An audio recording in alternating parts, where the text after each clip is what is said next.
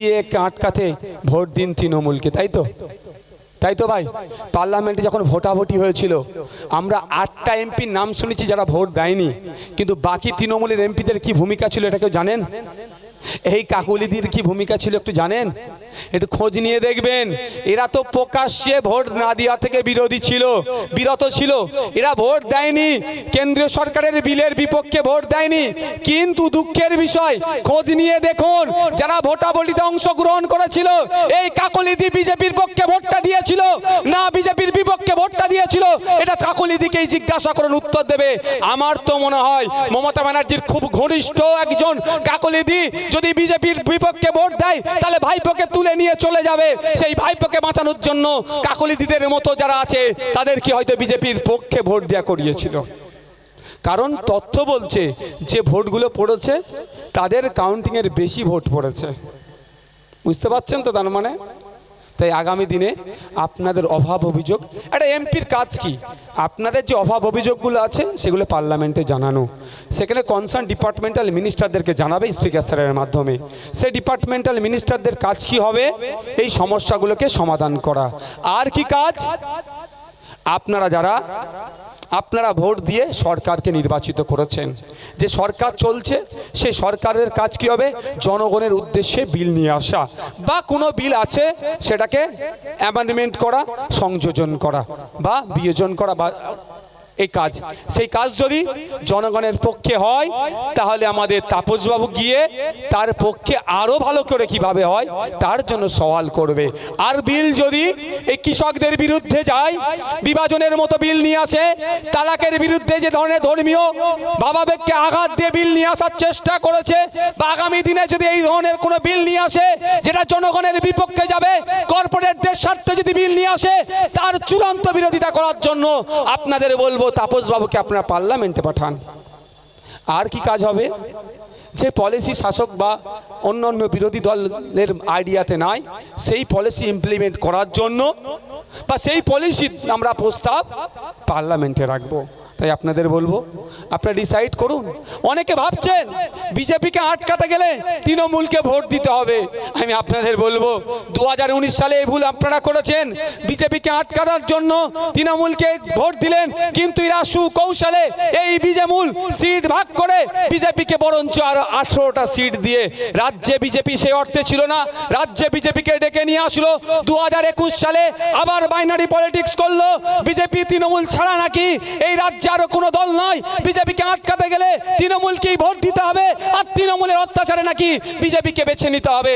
এই একটা হাওয়া তৈরি করে দিল। এই হাওয়ার ফলে অনেকে মানুষ ভুল বুঝে এই বাইনারিকে ধরতে না পেরে সারা রাজ্যের মানুষ কি করলো?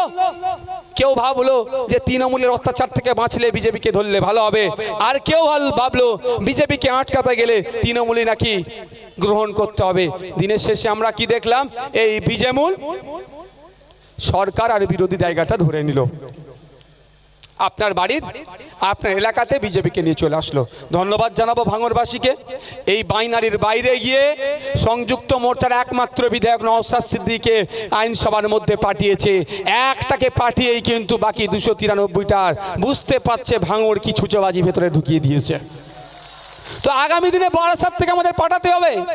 একটাই যদি 293কে হিলিয়ে দিতে পারি, এত বাচ্চা ছেলে, যদি এত সিনিয়র মোস্ট লোক যদি পার্লামেন্টের মধ্যে যায়, ধর্মনিরপেক্ষ মানুষ, জীবনের অর্ধেক শতাংশেও বেশি সম্পত্তি মানুষের স্বার্থে ব্যয় করে দিয়েছে, তাহলে ইনি গেলে কি হবে বুঝতে পারছেন তো ভাই? কি হবে? অভিজ্ঞতা সম্পন্ন মানুষ। তাই আপনাদেরকে বলবো আপনারা পার্লামেন্টের মধ্যে পাঠান আপনাদের মূল্যবান ভোট দিয়ে।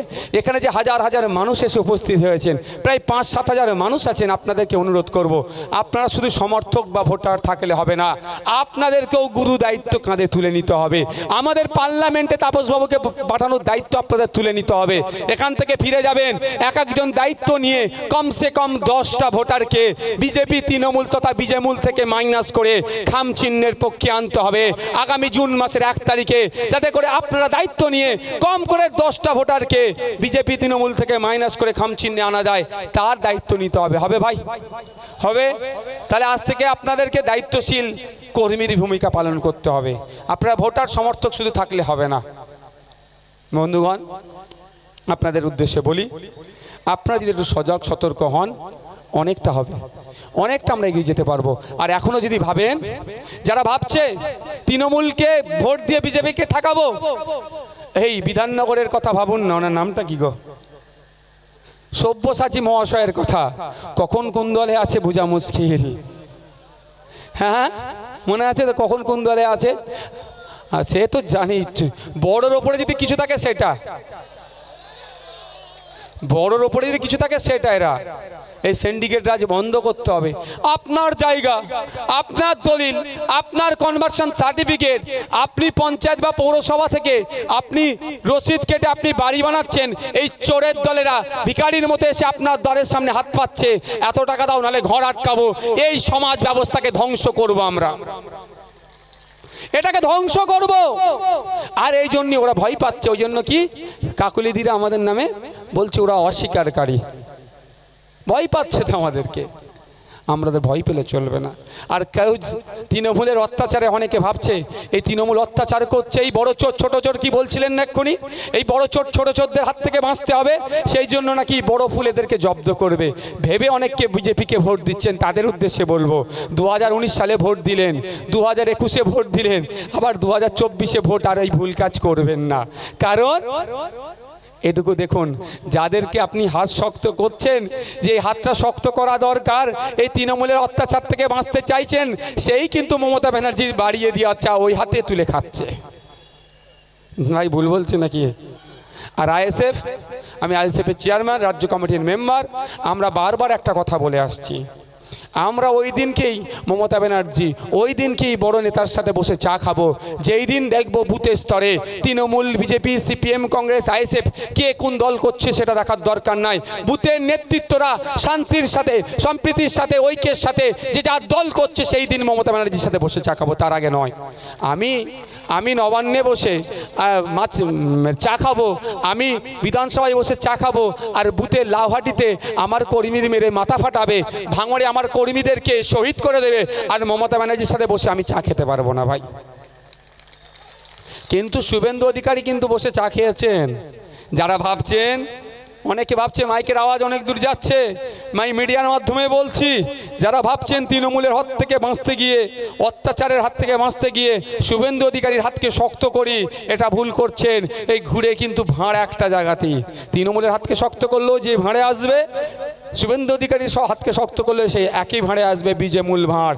এই ভাঁড়কে যদি ভাঙতে চান, খাম চিহ্নে ভোট দিন।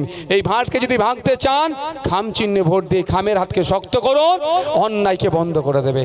ভাই আমি আস্তে আস্তে আপনাদের এই দুটো তিনটে মোড় আগে ওই রাজার ওই লাইনটাতে, জায়গাটার নাম কি, এই চৌমাথা থেকে ঠিক বাঁ দিকে ওটা দাঁড়িয়ে একটু চাটা খাচ্ছিলাম। দুটো ইয়াং ছেলে চায়ের দোকান লস্যি লাগিয়েছে, রাস্তার প্রাণ হচ্ছে না, ছোটো ছোটো স্টল তো লাগিয়েছে। আমি তাদেরকে চা খেতে খেতে জিজ্ঞাসা করলাম, ভাই আপনার নাম কি? কি পরিচয় হতে হতে উঠে আসলে দুই ভাই গ্র্যাজুয়েশন পাস করা ছেলে, অনার্স পাস, শুধু পাস করছে নয়, অনার্স কোর্স নিয়ে, একজন হিস্ট্রিতে অনার্স করেছে, একজন বেঙ্গলিতে অনার্স করেছে। আমি অবাক হয়ে গেলাম, তারা দু ভাই, একজন লস্যি বিক্রি করছে আর একজন চা বিক্রি করছে। বুঝতে পেরেছেন আমাদের রাজ্য কোথায় এগিয়ে যাচ্ছে? বলছে রাজ্য এগিয়ে যাচ্ছে, রাজ্য ধ্বংসের দিকে এগিয়ে যাচ্ছে, রাজ্য এগিয়ে যাচ্ছে, রাজ্য চুরির দিকে এগিয়ে যাচ্ছে, রাজ্য এগিয়ে যাচ্ছে কামদুনি মা বোনেদের উপরে অত্যাচারের দিকে এগিয়ে যাচ্ছে, রাজ্য এগিয়ে যাচ্ছে সন্দেশখালীর মতো মা বোনেদের উপরে অত্যাচারের দিকে এগিয়ে যাচ্ছে, রাজ্য এগিয়ে যাচ্ছে বাচ্চাদের মিড ডে মিল থেকে চুরি করার দিকে এগিয়ে যাচ্ছে, রাজ্য এগিয়ে যাচ্ছে গরিবের রেশন চুরিতে এগিয়ে যাচ্ছে। রাজ্য কিন্তু শিক্ষাতে এগিয়ে গেল না, রাজ্য চাকরিতে এগিয়ে গেল না, রাজ্য মানুষের যে ন্যূনতম মজুরির বৃদ্ধি করা যাবে সেই দিকে এগিয়ে গেল না। তাই দুই ভাইয়ের কথা আমি মনে পড়ে গেল। এখন ভাবতে পেরেছেন, আপনার আমার বাড়ির অনেক সন্তানেরা আছে যারা উচ্চশিক্ষায় শিক্ষিত হয়ে বসে আছে, অর্থের বিনিময়ে তাদের মেধাগুলোকে চুরি করেছে। আজকে যে 26,000 চাকরি বাতিল হয়েছে, সর্বপ্রথম দোস্ত মমতা ব্যানার্জিকে নিতে হবে। কিন্তু দুঃখের বিষয়, উনার যদি লাজ লজ্জা থাকতো, আমি কোর্ট করছি, উনার যদি লাজ লজ্জা থাকতো উনি এই ব্যর্থতার দায় স্বীকার করে পদত্যাগ করে নিত। কিন্তু উনার লাজ লজ্জা নাই, এখনো তিনি গলা ফাটাচ্ছেন, এখনো মানুষকে মানুষকে ভুল মিসগাইড করছেন, ভুল ইনফরমেশন দিচ্ছেন। এখন তিনি বলছেন নাকি 10 লক্ষ চাকরি রেডি করা আছে। কবে দেবেন? ভোটটা পার করলে। ভোটটা পার করার আগে 2021-এর আগে বলেছিলেন ডবল ডবল চাকরি দেব। 2024 চলছে, মধ্যিখানে 2.5 বছর পার হয়ে গেল। ডবল চাকরি তো দূরের কথা, যারা মেধাযুক্ত, যারা চাকরি করছিল তাদেরকেও আজকে ছাঁটাই করতে হলো। আজকে তৃণমূলী বন্ধুরা অনেক কথা বলছে, অনেক কথা বলছে, অনেক কথা বলছে। 26,000ই কি দুর্নীতিগ্রস্ত ছিল? এটা তো আমিও বলছি ভাই, 26,000 তো দুর্নীতিগ্রস্ত ছিল না। কোর্ট বারবার জানতে চেয়েছে, আপনারা শুনে রাখুন, কোর্ট বারবার জানতে চেয়েছে। এ দেখুন, মনে রাখবেন, আমি যদি ভুল কথা বলি, এই যে বক্তব্য দিচ্ছি, এই বক্তব্য রেকর্ড হচ্ছে, এখানে ইলেকশন কমিশনেরও লোক আছে। আমি যদি একটা শব্দ ভুল বলি, অভিষেক ব্যানার্জি কিন্তু আমাকে ছেড়ে কথা বলবে না ভাই, শুভেন্দু অধিকারী ছেড়ে কথা বলবে না, মমতা ব্যানার্জি ছেড়ে কথা বলবে না। আমি যদি একটা শব্দ ভুল বলি, আর আমি বলছি, আমি চ্যালেঞ্জ করে বলছি, যদি আমি একটা শব্দ ভুল বলি, আমার বিরুদ্ধে আপনারা কোর্টে চলে যান, আমার বিরুদ্ধে আইনি লড়াই লড়ে নেন। আমি দায়িত্ব নিয়ে বলছি, আমি একটা শব্দ ভুল বলবো না। আমার যতটুকু জ্ঞান আছে বা লোকের কাছ থেকে জেনে সত্যটা বলার চেষ্টা করব। আমি এখানে মিসগাইড করতে আসিনি। কোর্ট বারবার বলেছিল যে আপনার বৈধ কারা, বৈধ কারা, কারা সঠিকভাবে চাকরি পেয়েছে। কোর্ট বলেছিল পে স্লিপের মাধ্যমে প্রত্যেকটা চাকরিজীবীদের কাছে ইনফরমেশন করে দেওয়া হোক। এই মামলা চলছে, কোর্ট তার তাই 26,000-এর বাড়ি বাড়ি গিয়ে বলতে পারে না।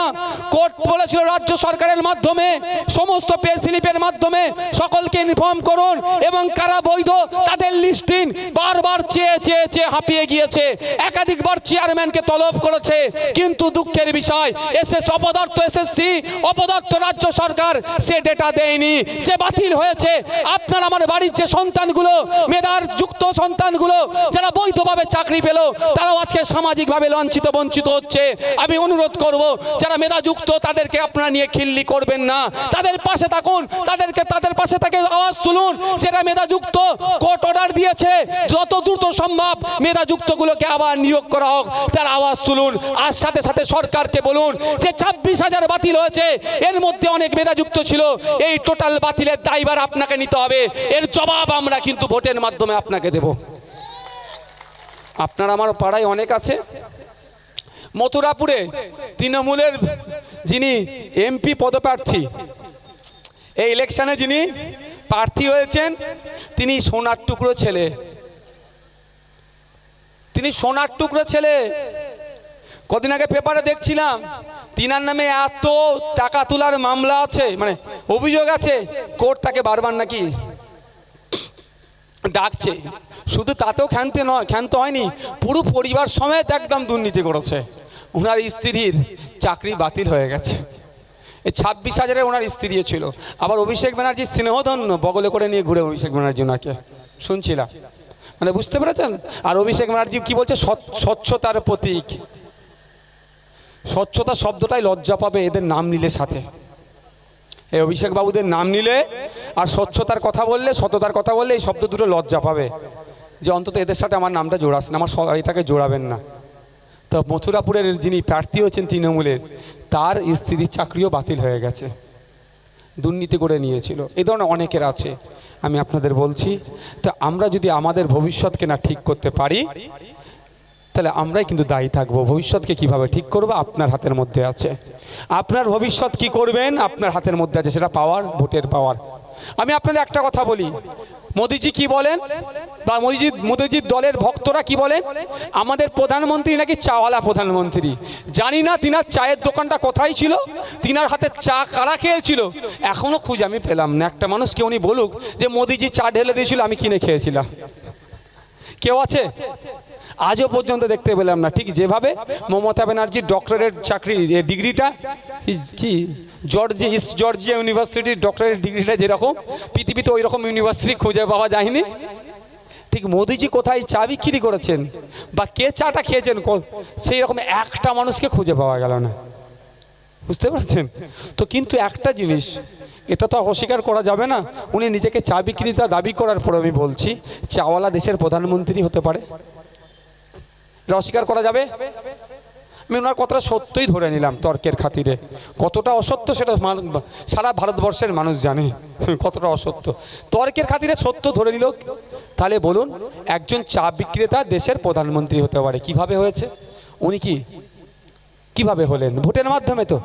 তাহলে মানুষ চেয়েছে দেশের প্রধানমন্ত্রী হয়েছে, মানুষ চেয়েছে রাজ্যের মুখ্যমন্ত্রী, মানুষ চেয়েছে মিনিস্টার হয়েছে, মানুষ চেয়েছে এমএলএ এমপি হবে, মানুষ চেয়েছে প্রধান উপপ্রধান সমিতির সভাপতি জেলার সভাধিপতি হবে।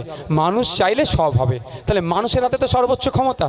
আগামী 5 বছর আপনি কেমন থাকবেন, আপনার হয়ে কে কথা বলবে পার্লামেন্টে, দেশের যেখানে আইন তৈরি হয় সেখানে যদি আপনার লোককে পাঠাতে চান তাহলে এই বিজেমূলের ফাঁদে পড়বেন না।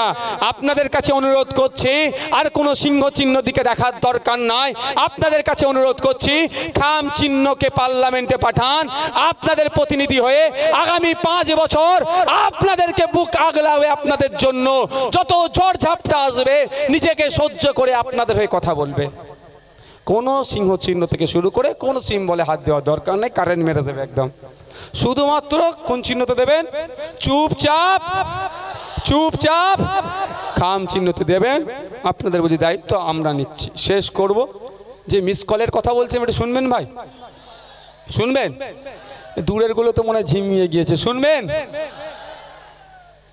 মিস কল মেরে রেখেছে তৃণমূলের যে 42টা এমপি সিট দিয়েছে তো ভাই।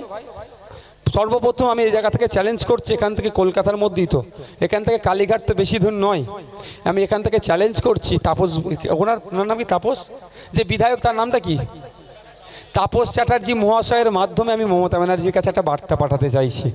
কাকুলিদির তো যদি আওয়াজটা পাই, কাকুলিদির মাধ্যমে আমি মমতা ব্যানার্জির কাছে একটা বার্তা পাঠাতে চাইছি। আমাদেরকে ভোট কাটুয়া বলছেন তো, আমরা নাকি বিজেপির সুবিধা করে দেবো বলছেন তো, আপনাকে আমরা একটা বার্তা দিতে চাইছি। আপনি একটা 10 টাকা 50 টাকা 100 টাকার স্ট্যাম্প পেপারে লিখে দিন যে 42টা প্রার্থী আপনারা দিয়েছেন, এই 42টা প্রার্থীর মধ্যে যারা জিতবে একটাও তৃণমূল ছেড়ে বিজেপিতে যাবে না, এটা লিখে দিন। তাহলে 17টা প্রার্থী আইএসএফ তুলে নেবে। কি বলছি বুঝতে পেরেছেন? ছোটখাটো বিষয় নয়, 17টা প্রার্থী আইএসএফ তুলে নেবে। কিন্তু ওখানে আইএসএফের পক্ষ থেকে একটা শর্ত থাকবে। শর্তটা কি?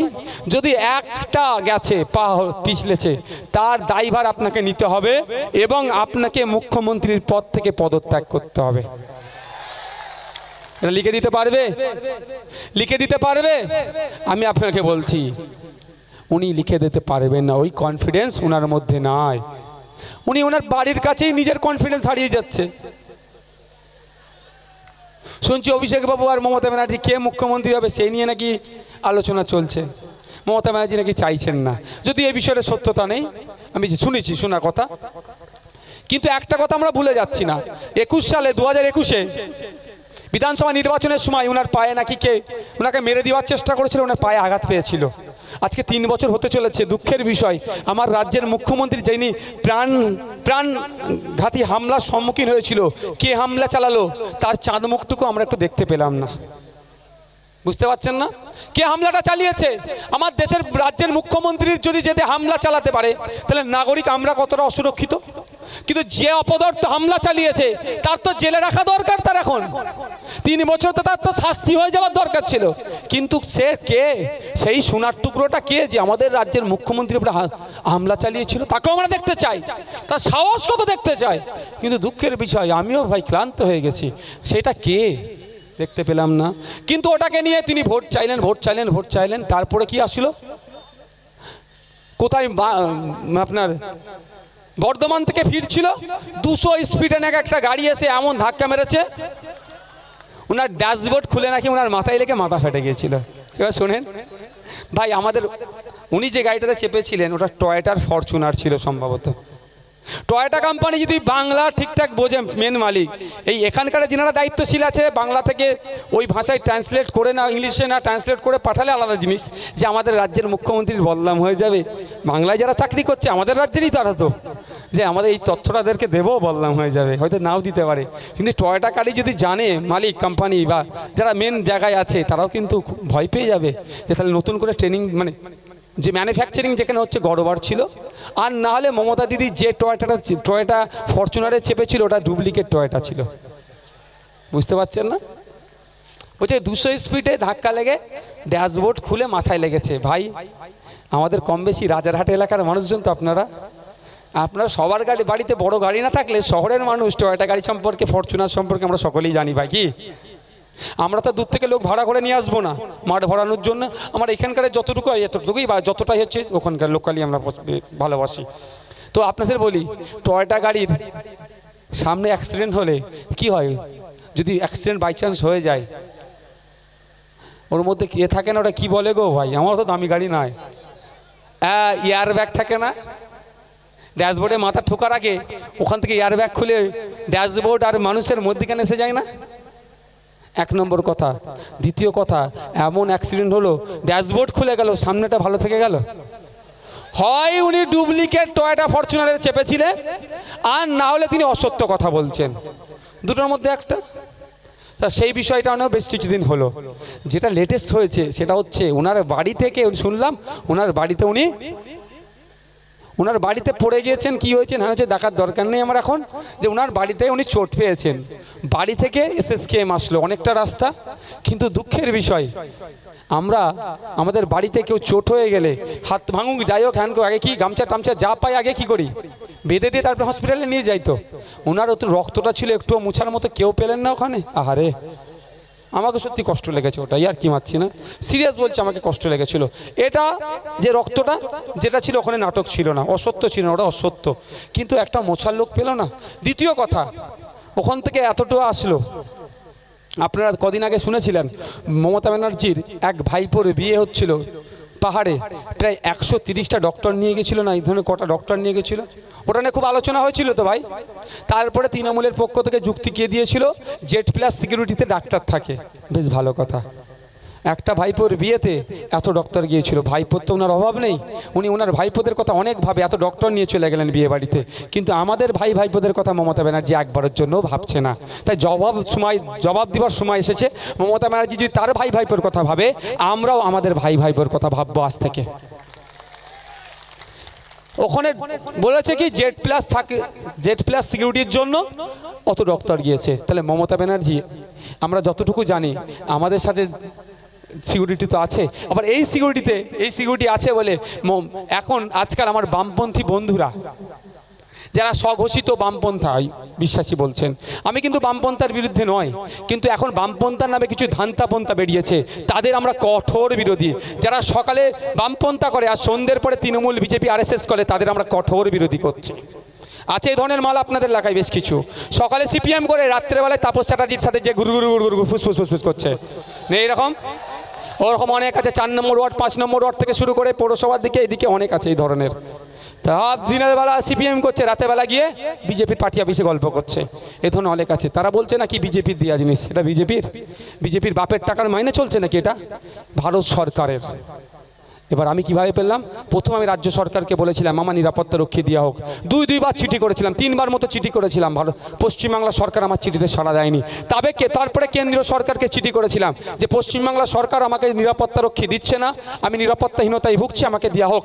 অমিত শাহজি বলে সবকা সাথ সবকা বিকাশ, কি সবকা বিশ্বাস বলে, কিন্তু দুঃখের বিষয় নওশাদ সিদ্দিকী চিঠি করেছিল একটা MLA, তাকে দেয়নি। কিন্তু না চিঠি করেও শুভেন্দু অধিকারী থেকে শুরু করে বিজেপির 77টা MP-কে তারা নিরাপত্তা রক্ষী দিয়েছিল। আমি চিঠি করে রেখা পাত্র মহাশয়কেও দিয়ে দিল, কিন্তু নওশাদ সিদ্দিকী একজন নির্বাচিত জনপ্রতিনিধি, আমি চিঠি করার পরেও আমাকে দেয়নি। তারপর আমি অবশেষে কোর্টে গেলাম, কোর্টের পেনের খোঁচা দিয়ে অমিত শাহ আমার নিরাপত্তাকে আটকে রাখতে পারেনি, আমি নিয়েছি।